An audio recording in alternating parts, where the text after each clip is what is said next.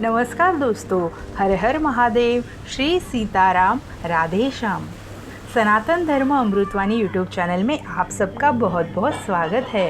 आज बता रहे हैं कि मरते समय हर व्यक्ति के साथ हम क्या क्या होता है।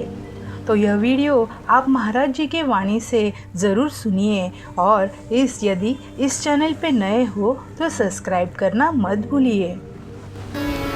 इससे एक बात की प्रेरणा हम सबको लेनी चाहिए।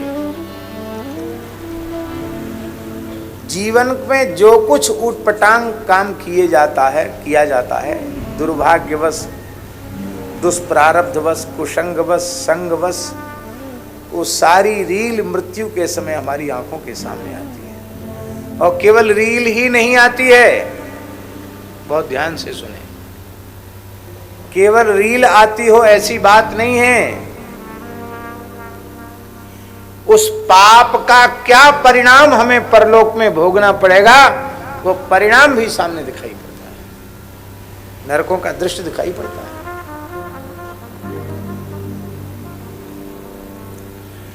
एक गांव की सत्य घटना है।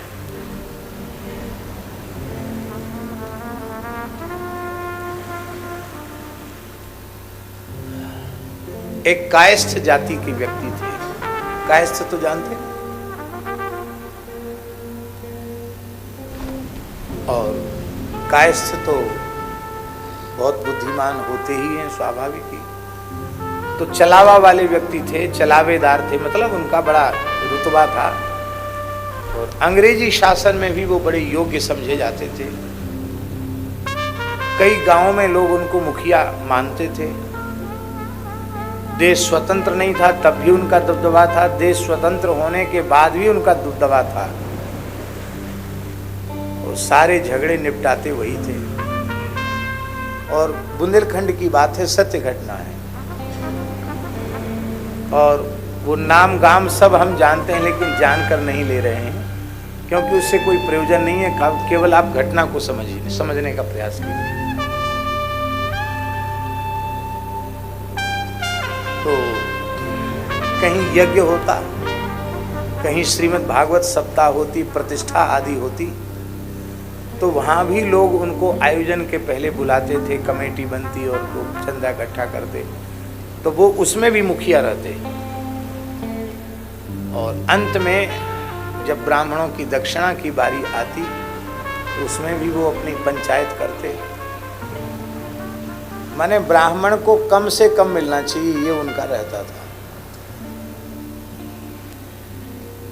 एक एक बोरा गेहूं कोई दे रहा है, ए क्या करोगे, बहुत है, पंडित जी के तो खुद ही खेत है, आधा दे दो, आधा रखो और किसी काम में लेंगे। ये धर्मशाला बनवा देंगे, मंदिर बनवा देंगे। कमेटी वालों को तो अच्छा लगता ही कि पैसा बच रहा है। कभी दक्षिणा दे के क्या करोगे, थोड़ी दे दो प्रतीक रूप में, एक बोरा अनाज दे दो, पंडित को एक बोरा अनाज दे दो।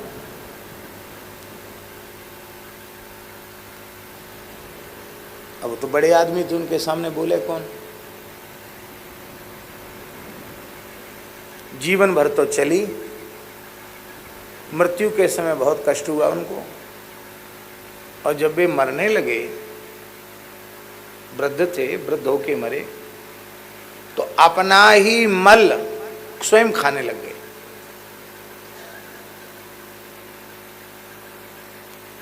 और चीखते चिल्लाते थे कि जमदूत दिखाई पड़ रहे हैं, भयंकर नरकों का दृश्य मुझे दिखाई पड़ रहा है। तो आप तो बड़े सज्जन आदमी, आप तो बड़े प्रतिष्ठित व्यक्ति, आप ऐसा लड़कों ने कहा, आपको तो गीता सुना दी और सब दान पुण्य कर, क्यों ऐसा?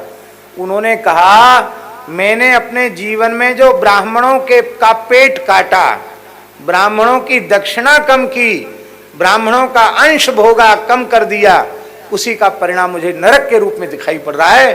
अपनी संतान से कहा कि जितना मैंने जीवन में ब्राह्मणों का पेट काटा, सबका सब अभी दे दो, नहीं तो मुझे नरक जाना पड़ेगा।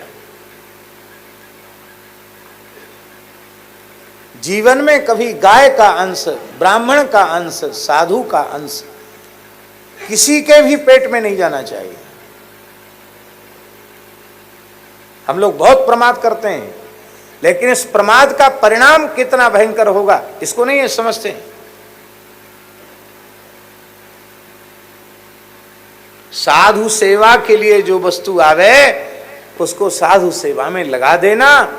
10-20 रुपए अपनी तरफ से लग जाएं ये तो प्रसन्नता रखना, उसमें से कुछ बच जाए हम बचा लें, उल्टे सीधे बिल बना करके पैसा वसूल लें और फिर अपने मनमाने ढंग से उसका उपयोग करें, तो भले ही दुनिया में आप संत सेवी के नाम से विख्यात हो जाओगे पर भगवान के दरबार में उत्तर देते नहीं बनेगा। गाय के अंश से गुलछर्रे उड़ाओगे तो भगवान के दरबार में उत्तर देते नहीं बनेगा।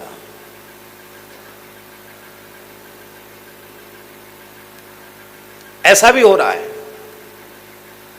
ब्राह्मणों को ठेके पर रखा जाता है। ठेका जानते हो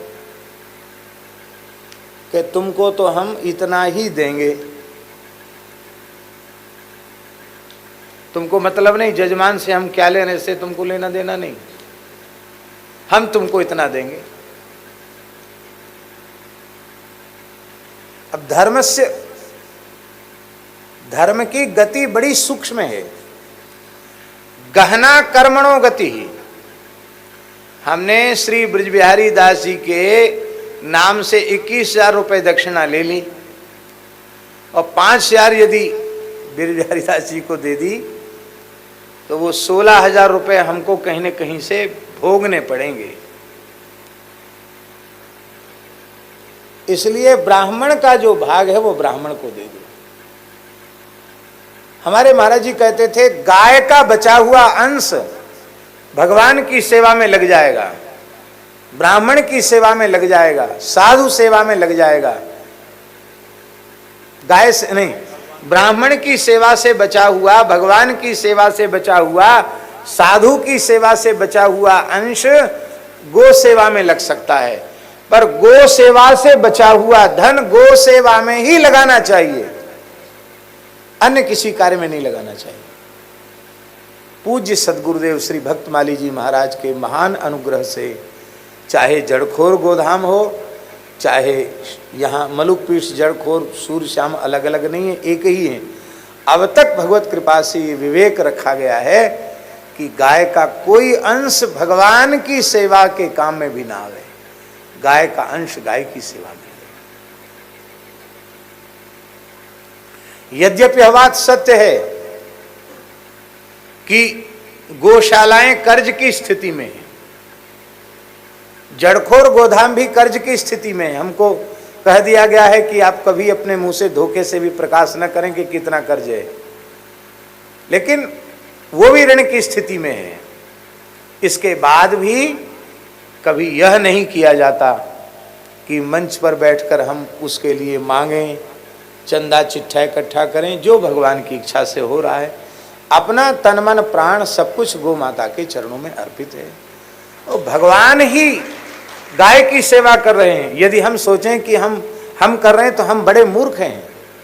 ना हम साधु सेवा कर रहे हैं, ना हम गौ सेवा कर रहे हैं। ये जो कुछ हो रहा है हरि गुरु संतों की कृपा से हो रहा, वे कर रहे हैं।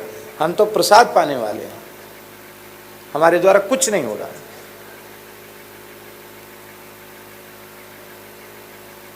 इसलिए भैया किसी का अंश बचाओ मत,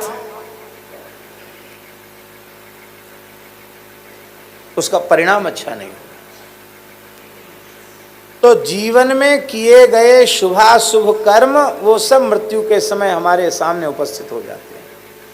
इसलिए जीवन बड़ी सावधानी से जीने की चीज है।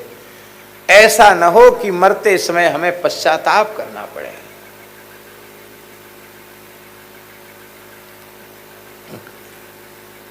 एक वृद्ध के निकट हमारे पूज्य गुरुदेव भक्तमाली जी पहुंचे तो उन्होंने एक बात कही तो महाराज जी रोने लग गए। उन वृद्ध ने महाराज जी से कहा, भक्तमाली जी से कहा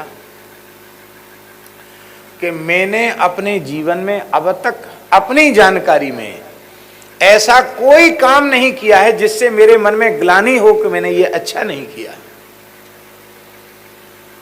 अब अंतिम इच्छा है कि आप हमें राम तारक का उपदेश कर दें जिससे मैं श्री राम जी के चरणों में पहुँच। महाराज जी ने कहा कि आप हमसे आयु में बहुत बड़े हैं। महाराज जी से बड़े थे आयु में।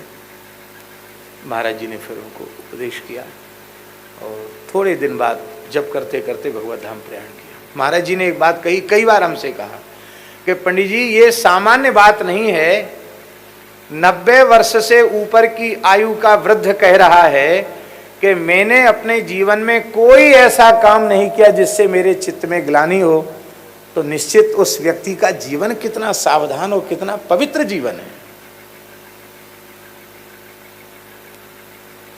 बोले हम लोग समझते हैं कि हम ही महात्मा हैं। सच्चे महात्मा तो ये हैं जो गांव में देहात में रह करके उन्होंने अपना इतना पवित्र जीवन व्यतीत कर दिया।